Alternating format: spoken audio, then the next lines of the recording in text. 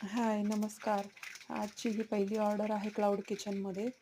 तर ही 5 plate पोह्यांची order आहे आणि हे आपलं लोकलच ऑर्डर्स असतात आणि काही मी लवकरच स्विगी, झोमॅटोला पण जॉइन करणार आहे. पण त्याच आधी माझ्याकडे लोकल भरपूर ऑर्डर असतात. तर हे सकाळ-सकाळ मला 5 प्लेट पोह्यांची ऑर्डर आलेली आहे. त्याच्यानंतर मला 50 पोळ्यांचीही ऑर्डर आहे.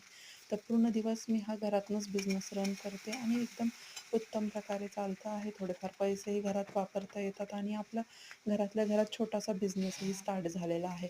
हा बिझनेस मी कोविडपासून स्टार्ट केलेला होता.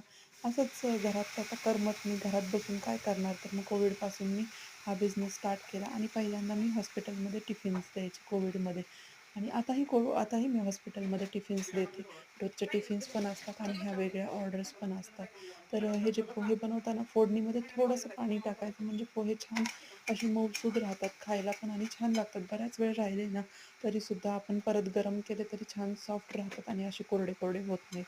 त्यामुळे ही टिप चांगली आहे आणि तुम्ही नक्की यूज करा ही टिप्स आणि माझे व्हिडिओ पाहत राहा. त्याबद्दल धन्यवाद. Thank you.